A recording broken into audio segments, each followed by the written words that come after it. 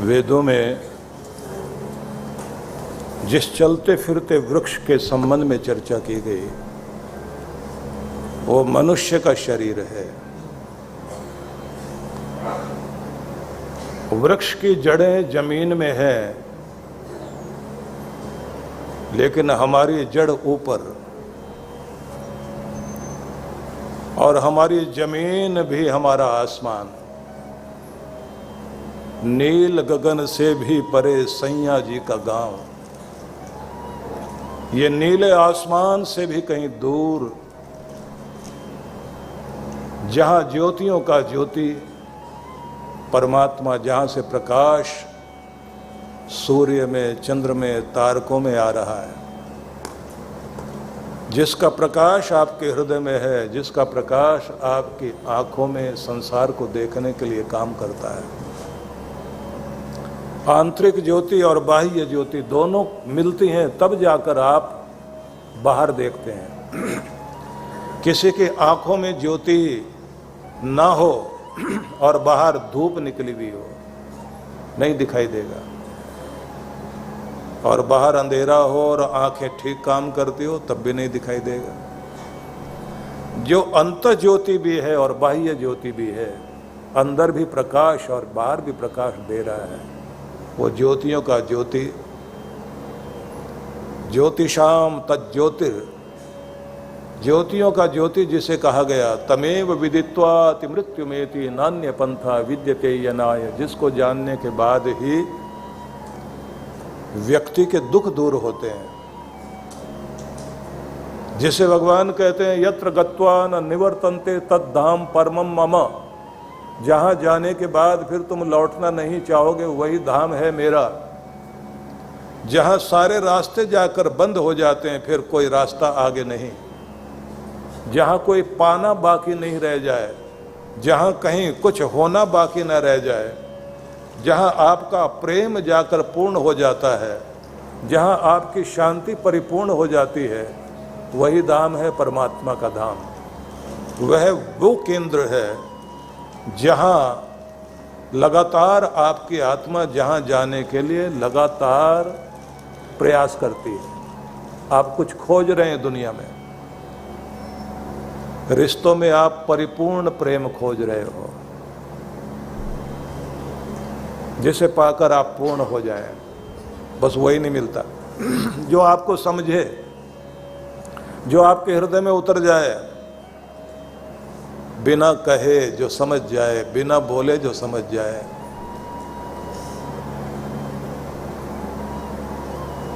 आप खोज रहे हैं उसे,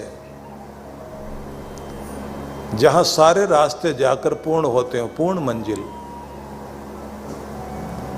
वो शक्ति चाहते हैं आप, जिसके बाद फिर आपको शक्तिहीनता महसूस ना हो, जहां सारे डर खत्म हो जाएं।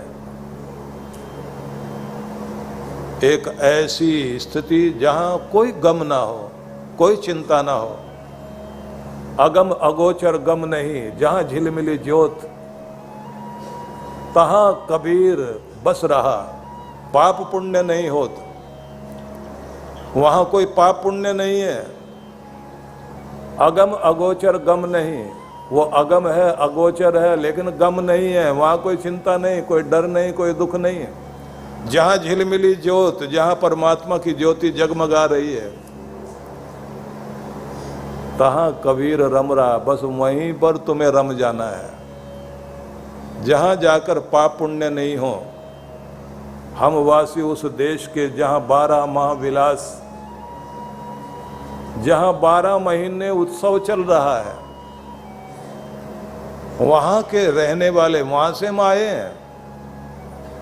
आए एक ही देश से, उतरे एक ही घाट, एक ही जगह से आए सब लोग, उतरे एक ही घाट, एक ही दुनिया में सब उतरते हैं आकर। गड़बड़ कहाँ होती है? हवा लगी संसार की तो हो गए 12 बाट। संसार की हवा लगते लगते काम खराब हो जाता है। कहते हैं भगवान ने जब इंसान को बनाया तो उसकी दोनों आंखें, दोनों कान, उसका पूरा मन एक ही तरफ लगा हुआ था, जहां से वो आया था। वो किसी से आंख मिलाता ही नहीं था। छोटे से बच्चे की तरफ आंख मिलाओ, आवाज देते रहो, देखेगा ही नहीं आपकी तरफ। आप उसे आवाज देते रहो तो उसके कान जो आपकी तरफ ध्यान ही नहीं देंगे।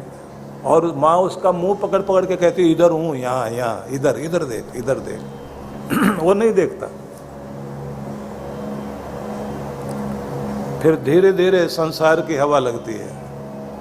फिर एक आंख माँ की तरफ, एक आंख बाहर की तरफ। एक बार माँ की तरफ देखता है, लेकिन फिर भी वो ऊपर की रंग बिरंगी रोशनियां देखता है, इधर उधर की चीजें देख रहा होता है। जिसकी ये रंग भरी दुनिया दिखाई देती है, ये उसकी तरफ देख रहा होता है। फिर भी घर के लोग कोशिश करते हैं बस मेरी तरफ देखे। कहते हैं ना कि जब भगवान से पूछा तेरा प्रेम और इंसान के प्रेम में भेद क्या है, बोले उड़ते हुए परिंदे देख लेना, खुले आसमान में उड़ान भरते हुए परिंदे वो मेरा प्यार है, और पिंजरे में कैद परिंदे को देख लेना वो तेरा प्यार है, तो बंद कर लेना चाहता है। तो जिसे भी प्यार करता है उसे बांध लेना चाहता है, बस मेरी गिरफ्त में रहे, निकल के जाए नहीं। तो दोनों कान लगे हुए थे भगवान की तरफ, दोनों आंखें भगवान की तरफ थे, चलता भी उधर ही था, हाथ भी वैसे ही थे। लेकिन हमने रंग बढ़ना शुरू कर दिया तो आदमी, छोटा बच्चा जब तक रहता है, टीन एज आने से पहले पहले तक इतना रहता है कि एक कान दुनिया की तरफ, एक कान परमात्मा की जो दुनिया है ना, इसकी तरफ एक कान रहेगा, भगवान की तरफ एक कान रहेगा, एक आंख रहेगी, एक कान रिश्तों की तरफ रहता है। कह लीजिए कि दुनिया और दुनिया का मालिक, हम आधे आधे बटे होते हैं। और जैसे ही समय बीता, आप देखते हैं कि आदमी के, लड़के के कंठ में यहाँ हड्डी निकल आती है बाहर, थोड़ी थोड़ी मुच्छी आने लग जाती है। लड़कियों का अपना स्वर बदल जाता है, शरीर की स्थितियां बदल जाती हैं। अब पूरे हार्मोन्स जो हैं वो संसार की तरफ जा रहे हैं। अब संसार का रंग भरना शुरू हो गया। दोस्त चाहिए, समाज चाहिए, माँ बाप पसंद नहीं आते। जवान होता हुआ बच्चा माँ बाप से बहुत झगड़ा करता है। दोस्त मिल जाए तो सारा दिन उधर की तरफ। और फिर एक समय आता है कि दोनों कान एक साइड, दोनों आंखें एक साइड, पूरा शरीर एक साइड, और कहा जाए कि आंखें बंद करके भगवान की तरफ देखो, आदमी कहता मन ही नहीं लगता, बोर चीज है, थोड़ी कोई मनोरंजन वाली चीज बताओ। यहूदियों में ही एक कहावत और है कि जब भगवान ने दुनिया बनाई, इंसान को जन्म दिया, तो फिर फरिश्ता आया एक, उसने कहा तू मेरा होकर रह रहा है ना, अब मैं तुम्हें इस दुनिया के अंदर भेजा है तो इधर की तरफ ही हो जाओ। तो उसके नाक के पास ये जो होठ है ना, यहाँ उंगली लगाकर दबाकर जाता है वो, तो यहाँ एक निशान बन जाता है। तो होठ के पास में यहाँ सबका दबा हुआ है ना, तो कहते हैं वो दबा के जाता है और कान में एक बात बता जाता है, तेरे से बढ़िया आदमी मैंने कोई नहीं बनाया आज तक। बस आदमी सारी जिंदगी इसी गलत फहमी में जीता है कि बस सबसे बढ़िया तो मैं ही हूँ, बाकी तो कोई है ही नहीं। और अगर किसी का मान सम्मान बढ़ता हुआ देखे फिर ईर्ष्या होती है, चालाकी से बढ़ गया, बाकी असली तो लायक तो हम हैं। तो संसार की जब हवा लगती जाती है, व्यक्ति का व्यक्तित्व बदलता जाता है, परमात्मा से दूर होता चला जाता है। लेकिन हम आए जहाँ से, जहाँ के लिए आए हैं, इसीलिए के लिए कहा गया है कि वो याद बनाए रखने के लिए परमात्मा अपना प्रतिनिधि गुरु के रूप में इस धरती पर देता है। और उसका कार्य निरंतर जो ध्यान दुनिया की तरफ लगा हुआ है वो परमात्मा की तरफ ध्यान, देवत्व की तरफ ध्यान लगाएगा। जो आप लोग उपनिषदों में पढ़ते हैं ना कि प्रजापति भगवान के पास में जब देवता, मनुष्य और राक्षस दैत्य तीनों गए और तीनों ने कहा कि भगवान आप हमें कुछ उपदेश करिए। भगवान ने कहा सुनो आकाश में गूंजती हुई आवाज को। तो उन्होंने सुना, एक गड़गड़ाहट हुई आकाश में। पूछा कि ये क्या आवाज है, सुनो इसको। तो तीनों बोले एक साथ the the the the, 3 bar the the the निकला है। प्रजापति भगवान ने कहा बस यही तुम्हारा उपदेश है। वो पूछने लगे कि ये उपदेश किस लिए? बोले देवताओं के लिए भी है, दानुओं के लिए भी है और मनुष्यों के लिए भी यही उपदेश है। इस द का बुद्धिपूर्वक अर्थ निकालो। देवताओं से पूछा कि तुम्हारी ताकत क्या है? बोले कैसी भी जगह दीजिए उसको स्वर्ग बना सकते हैं। राक्षसों से पूछा तुम्हारी ताकत क्या है? बोले जितनी ताकत इनकी है उससे 4 गुना 10 गुना ताकत हमारी है। कैसी? देवताओं से पूछा कि तुम्हें कोई स्थान दिया जाए तो तुम अपने रहने लायक उसे कितने दिनों में बना सकते हैं? देवताओं ने कहा कि हम स्वर्ग में रहते हैं और जहां रहते हैं उसको स्वर्ग बना करके ही रहते हैं। कितनी भी खराब चीज हमको दे दीजिए, उसको हम लोग 5-6 साल में अपने रहने लायक बना सकते हैं, स्वर्ग बना देंगे। अब राक्षसों से पूछा आप क्या कर सकते हो? बोले जहां हम रहते हैं उस जैसा बनाने में इनको 6 साल लगेंगे और हमको 6 दिन लगेंगे। बोले मतलब? बोले ये रहते हैं स्वर्ग में, इनका स्वर्ग 6 दिन में नरक बना सकते हैं हम लोग, इतनी ताकत हमारे पास में है। बस एक बार मौका दिलवा के देखिए। बुरे लोगों की ताकत बहुत बड़ी होती है। अच्छा भला स्वर्ग दो उनको। आप कोई भी बढ़िया देश ले लीजिए, राक्षसों के हवाले कर दीजिए। कोई प्रदेश दे दीजिए, कोई घर दे दीजिए, बिगाड़ने में ज्यादा देर नहीं लगाएंगे। भगवान ने कहा तो फिर जो तुम्हें उपदेश दिया गया बस उसको याद कर लो। तो देवताओं से कहा कि जो द शब्द कहा गया उसका अर्थ क्या है? बोले हमारे लिए कहा गया दमध्वम, दमन करो। क्यों?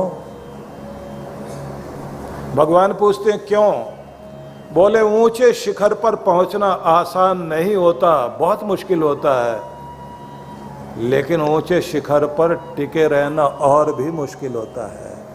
वही टिकेगा जिसके अंदर कंट्रोल करने की ताकत है।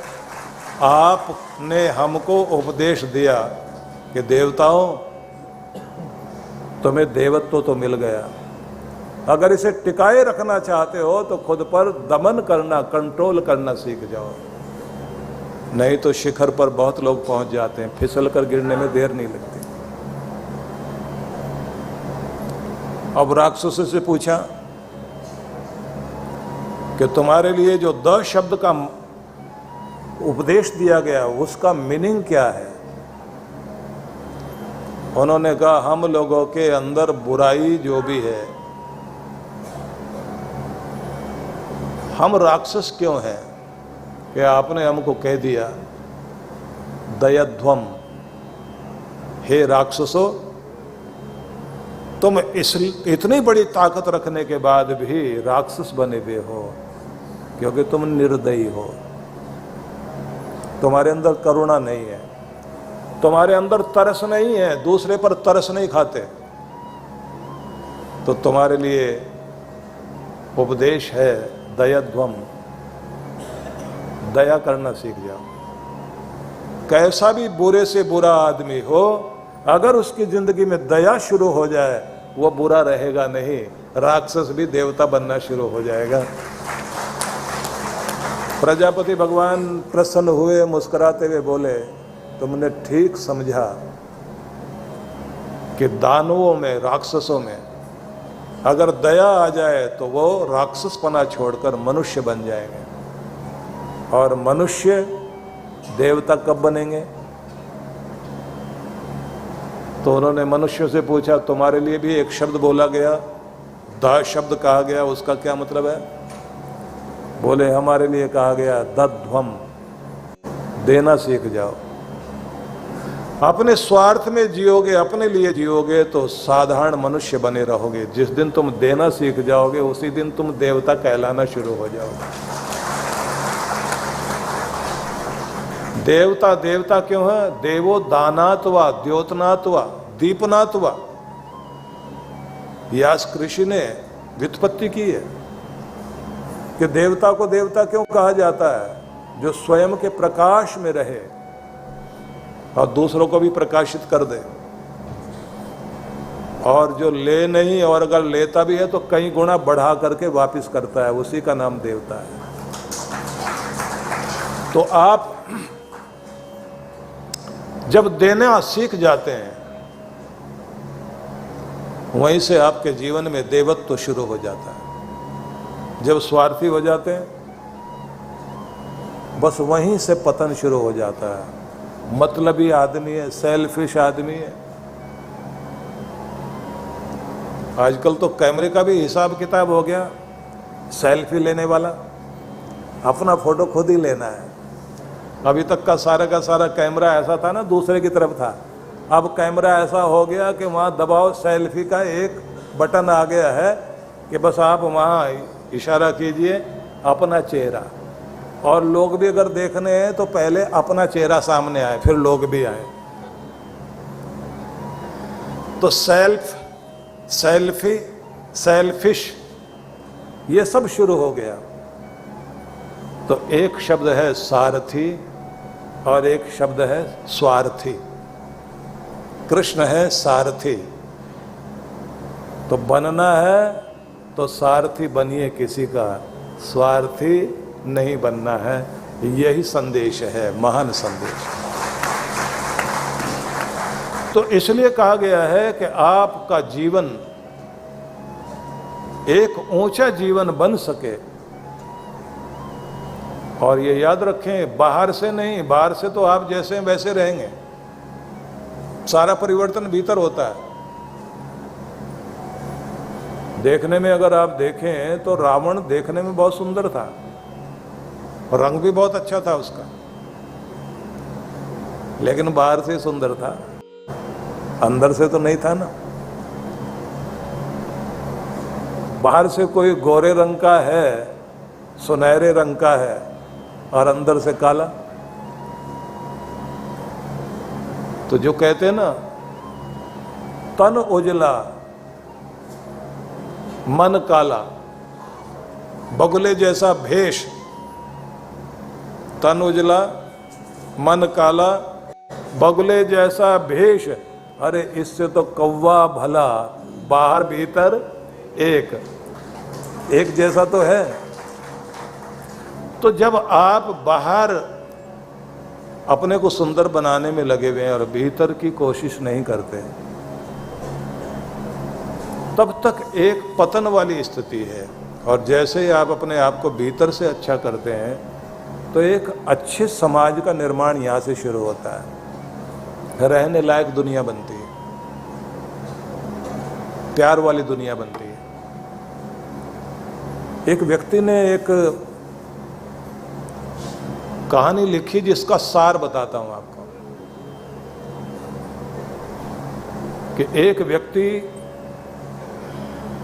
ये सीमेंट के जंगलों से परेशान होकर पहाड़, झरने, नदियां, सुंदर फूल फलों से लदे हुए पेड़, दूर तक फैली हुई घास और सुनहरी किरणों से चमकते हुए हरे हरे मैदान, उन सबको देखने के लिए जंगल में निकल पड़ा और उसने कहा ऊब गया हूँ इस दुनिया से, क्योंकि इस दुनिया में चालाकी चारों तरफ है और लोग ताकत इकट्ठा करने में, हथियार इकट्ठा करने में लगे हुए हैं।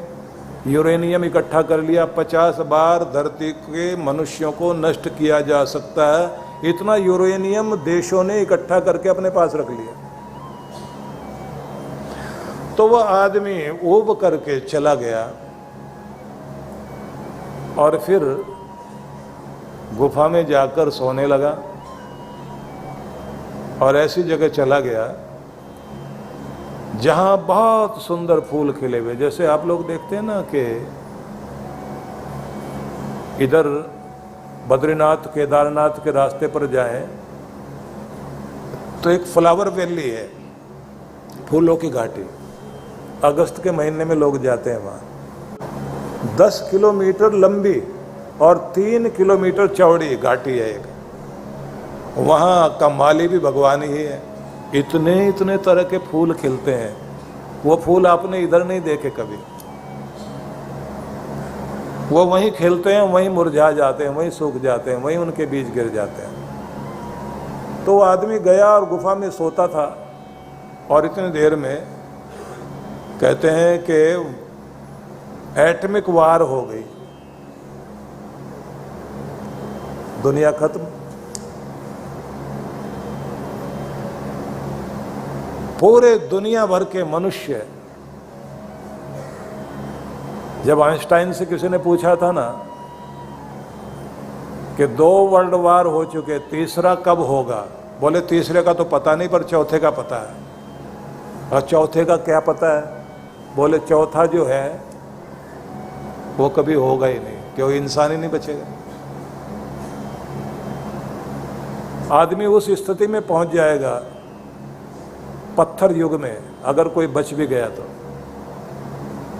तो एटमिक वार हो गया और सब दुनिया नष्ट हो गई। और वो आदमी किसी जहरीली हवा का प्रभाव आने से उस गुफा में, क्योंकि एटमिक प्रभाव तो वहाँ नहीं आया, लेकिन कोई जहरीली हवा आई और उसके कारण वो बेहोश हो गया और उस गुफा में सोया रह गया।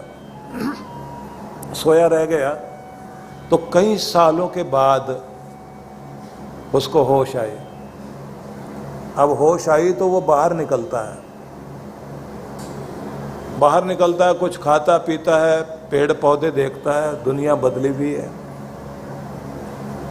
अब ऐसी स्थिति में दाढ़ी बाल अजीब सी शक्ल हो गई, लेकिन पता नहीं अपना। अब वो आवाज देता है कि कोई है, मैं बात करना चाहता हूं, मेरे हृदय में बहुत प्यार है, मैं अपना प्रेम प्रकट करना चाहता हूँ, मैं बहुत अच्छे स्वर वाला हूँ, मैं कुछ गीत सुनाना चाहता हूँ, मेरे हाथों में ताकत है, मैं किसी के लिए कुछ कर देना चाहता हूँ, मैं कुछ बनाने का इच्छुक हूँ किसी दूसरे के लिए, लेकिन कोई हो तो सही। वो दुनिया भर में खोजता घूमता है और उसे कोई मिलता नहीं। खुद से ही कहता है कि अपने लिए नहीं जिया जाता, हम किसी के लिए कुछ करें, किसी का ख्याल रखें, वो मेरा ख्याल रखे। मैं किसी को प्यार दूं, बदले में मुझे प्यार मिले। मैं किसी की देख रेख करूं, बदले में कोई मेरी देख रेख करे। मैं किसी को हंसाऊं, कोई मुझे हंसाए। मैं किसी के साथ बोलूं, कोई मेरे साथ बोले। हम प्रतिस्पर्धा करें, दौड़ें मिलकर। मैं किसी से जीत जाऊं, कोई मेरे से जीत जाए। मुझे आदमी चाहिए कोई। और फिर अपने से ही बात करता है। ये लोग कहाँ चले गए? लगता है किसी का दिमाग खराब हो गया और उसने अपने को बचाने के लिए अपने दुनिया को भी मार दिया। अब कैसी दुनिया चाहिए हमें? वो कहता है कि ऐसी दुनिया चाहिए मेरे दिल में भी दया हो, उसके दिल में भी दया हो। मुझे ऐसी दुनिया चाहिए मेरे दिल में भी प्यार हो, उसके दिल में भी प्यार हो। वो भी भला करे, मैं भी उसका भला करूं। मैं भी तरक्की करूं, मैं उसकी तरक्की में सहायक बन जाऊं, वो मेरी तरक्की में सहायक बन जाए, वो मुझे बढ़ता हुआ देख करके खुश हो, मैं उसको बढ़ता हुआ देख करके खुश हूं, वो मेरे गले लगे, मैं उसके गले लग जाऊं। पर लगता है कि कोई ऐसा आदमी पैदा हो गया दुनिया में जिसने अपने को बचाने के लिए और अपनी ताकत बनाने के लिए सबको नष्ट कर लिया और खुद को भी नष्ट कर दिया। अब मैं अकेला हूं, मैं एक दुनिया ढूंढ रहा हूं, मैं एक ऐसी दुनिया ढूंढ रहा हूं, ऐसे रिश्ते ढूंढता घूमता हूं, एक ऐसा समाज जिसमें दया हो, ऐसे लोग जिनमें शांति हो, जिनमें प्रेम हो, जो एक दूसरे के साथ मिलकर हंसें। मेरे आंसुओं में अपने आंसू कोई मिलाए, मुझे उसकी तलाश है। मेरे दिल को समझे, मैं उसके दिल को समझूं। कहाँ मिलेगा वो? वो कहता है कोई ज्यादा पढ़ा लिखा आदमी रहा होगा, बहुत बुद्धिमान आदमी रहा होगा, बहुत दिमागदार, बड़ी ताकत वाला, जिसका दिमाग खराब हुआ था, जिसने ये दुनिया खत्म कर दी। तो वो कहता ऊपर वाले दिमाग देना बहुत तेज, लेकिन दिल में प्यार उससे भी ज्यादा तेज देना। ऊपर वाले अपनी शांति की तलाश में सब कोई है। ऐसे लोग चाहिए जो अपनी शांति के साथ दूसरों की शांति की भी कोशिश करे, अपने को बढ़ाए लेकिन दूसरों को भी घटाए नहीं, अपना जीतने के लिए दूसरे को मारे नहीं। मुझे ऐसी दुनिया भेज, ऐसे संसार को दे। बड़ी मार्मिक कहानी है उस व्यक्ति की। और ये बात आपको अकेले में बैठकर कभी समझ में आएगी कि ऐसी दुनिया चाहते हम जैसी हो गई है। तुम कहां के लिए आए? तो वेदों में एक संदेश है, पुनर्मनः पुनरायु पुनर्चक्षु म आगन। फिर से तुम मेरा नया मन कर भगवान। पुनरायु, एक नई उम्र दे मुझे, नया मन और नई आयु दे, पुनः चक्षु म आगन। फिर से मुझे एक नई आंख दे, देखने का तरीका नया दे। पुनः प्राण, मेरे प्राण नए कर, पुनरात्मा, मेरी आत्मा को भी नया कर, क्योंकि मैं नया हो जाना चाहता हूं। मुझे तू नया कर दे और मेरी दुनिया को भी नया बना दे, मुझे एक नया रूप दे। और आगे मंत्रों में कहा गया है कि तू नया चाहता है ना अपना रूप, प्रार्थना जरूर कर, लेकिन प्रार्थना के साथ खुद को खुद ही नया करने की कोशिश कर। अपने आप को एक नया जीवन देने की चेष्टा कर। तो कहा है उत्तिष्ठ ब्रह्मणस्पते देवान यज्ञेन बोधय। ज्ञानी आत्मा उठो और देवताओं को के देवत्व को, मनुष्य के अंदर का जो देवतापन है उसको जगाओ महान कार्यों के लिए। अर्थ क्या हुआ कि हे ज्ञानी उठो, हर मनुष्य के अंदर जो उसका देवतापन है उसको जगाओ महान कार्यों के लिए। तो ये किसी गुरु के लिए संदेश है कि तुम उठो और उन लोगों को जो तुम्हारे समक्ष है, हर एक के अंदर एक देवतापन है, उसके देवत्व को जागृत करो। और लोग क्या कर रहे हैं? हमारे अंदर का जो एनिमल ब्रेन है उसे जगाने की कोशिश कर रहे हैं। एनिमल बनाने के लिए, जानवर बनाने के लिए लोग कोशिश करते हैं, इतना गुस्सा दिला देंगे, इतना बदले की भावना जगा देंगे कि हमारे अंदर का जानवर जाग जाए। जब किसी को बहुत सच्चा प्यार मिलता है ना माँ बाप का, और अच्छे संस्कार मिलते हैं, तो उसके अंदर का एनिमल ब्रेन सोने लग जाता है और उसके अंदर का जो देवत्व वाला मस्तिष्क है वो जागने लग जाता है। मैं आपको एक उदाहरण देता हूँ। एक व्यक्ति हुआ है अमेरिका का बहुत बड़ा धनपति, उसका नाम था एंड्रयू कार्नेगी, जिसने हाउस ऑफ नेशंस के लिए जब दूसरा विश्व युद्ध हुआ और सारे दुनिया भर के देशों ने मिलकर के कहा कि दुनिया में शांति की बहुत ज़रूरत है, प्रेम से रहने की बहुत ज़रूरत है, तो सब देशों का एक स्थान हाउस ऑफ नेशंस बनाने की चेष्टा हुई। उसके लिए सबसे पहले एक आदमी आ गया है जो बहुत प्यार वाला था, उसका नाम था एंड्रयू कार्नेगी। एंड्रयू कार्नेगी कौन था? बहुत धनपति, $30 लाख उसने दिए उस समय।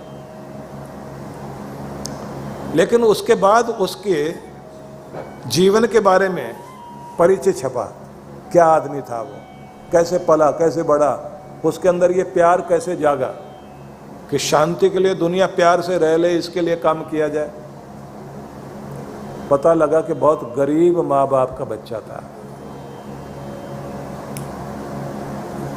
पिता घर में रहकर काम करता था, एक छोटी सी मशीन लगाई हुई थी, उसी से लॉन्ड्री का काम करता था। माँ जॉब करती थी पर उनको काम बहुत कम मिलता था, गुजारा करने के लिए बहुत थोड़े से पैसे। पर इनकी सबसे बड़ी दौलत क्या थी? प्यार। कितना प्यार था उसका एग्जाम्पल दिया कि हर दिन एंड्रयू कार्नेगी की माँ ऑफिस से काम करके जब लौटती थी तो 5:30 बजे जिस बस स्टैंड पर उतरती थी कि मेरे पिता मेरी उंगली पकड़कर मुझे लेके जाते थे कि चलो माँ के आने का समय हो गया, लेने के लिए चलते हैं, वो अपना काम छोड़ देते थे। वो ये भूल जाते थे कि जो आने जाने में टाइम लगेगा, अगर उतना देर बिजनेस में लगा लें और पैसे आ जाएंगे, जबकि हम गरीब हैं, हमें तो और कमाना चाहिए ना। लेकिन वो काम धंधा बंद कि मुझसे कहते थे चलो माँ आई है ना, लेने चलते हैं।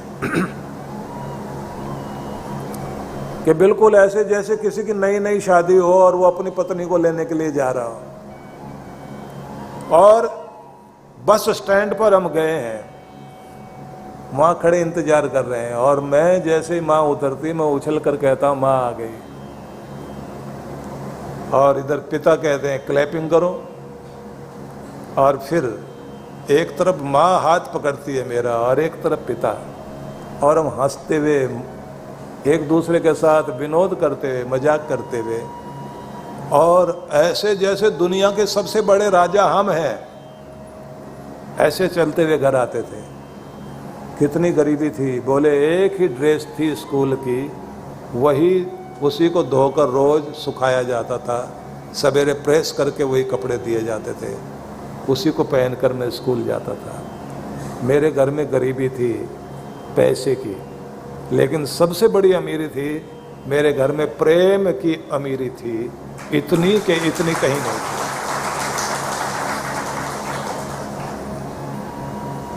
कम गुजारा कर लेंगे, कम खाकर गुजारा कर लेंगे, लेकिन प्रेम बहुत है। अब ये वो चीज जिसको लेकर बच्चा बड़ा हुआ और उसको क्या समझ में आया कि दुनिया झगड़े के लिए नहीं है, दुनिया दुख के लिए नहीं है, मार काट के लिए नहीं है, दुनिया प्यार के लिए है।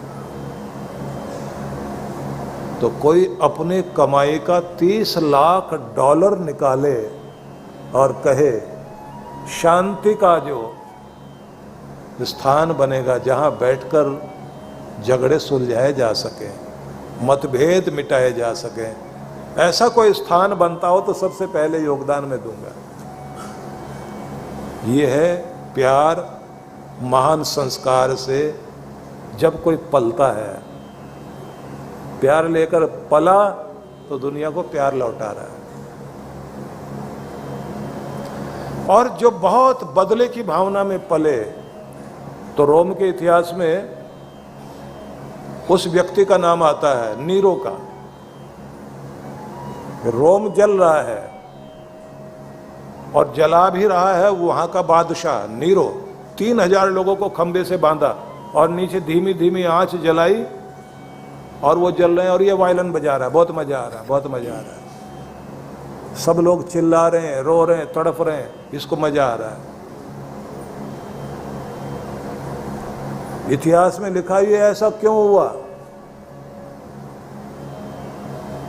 क्योंकि पिता शराब पी करके मां को मारता था, बच्चा डरा सहमा कोने में बैठता था, दांत पीसता था, बड़ा हो जाऊं बदला लूंगा। मेरी मां के शरीर पर हंटर के निशान, वो कहता है मैं बर्दाश्त नहीं कर पाया। आप क्रोध में पालोगे बच्चों को, समाज को दे क्या रहे हो?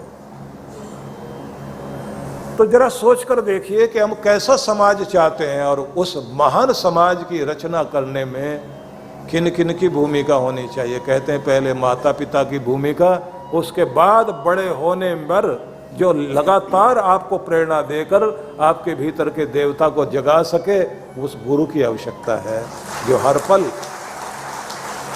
आपको प्रेमपूर्ण बनाए रखे, आपको देवता बनाए रखे।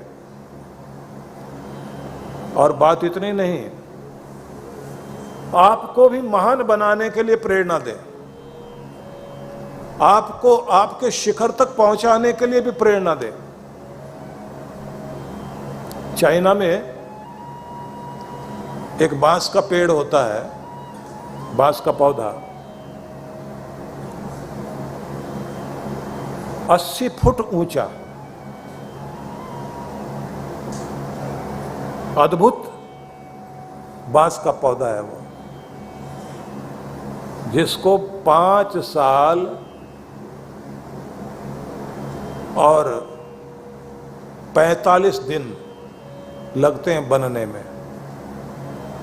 और मजे की बात, 5 साल में 6 इंच ही बढ़ता है और 45 दिन में 80 फुट बढ़ता है। तो उसके विषय में लिखा हुआ था कि खोदा गया उस बांस को नीचे जमीन पर कि वो 5 साल में करता क्या है। तो जमीन खोदी गई तो देखा गया कि 5 साल में उसने नीचे जमीन में फैलते फैलते जाल बनाते बनाते बनाते बनाते, जैसे वो बिल्डिंग बनाने के लिए पाइलिंग करते हैं ना नीचे, जैसे वो जाल बना रहा है अपना, इतना बड़ा जाल कि जिसने इतना ऊंचा होना है उसको तो दुनिया की हवा तोड़कर नीचे गिरा देगी ना। उसे अगर टिकना है तो उसको 5 साल लगेंगे अपनी फाउंडेशन बनाने के लिए। जिसने रात रात लग करके दुनिया से छिप छिप करके मेहनत करके अपनी फाउंडेशन, अपनी नींव मजबूत बनाई, बस वही आसमान की ऊंचाई छुएगा। और वो तब हो सकता है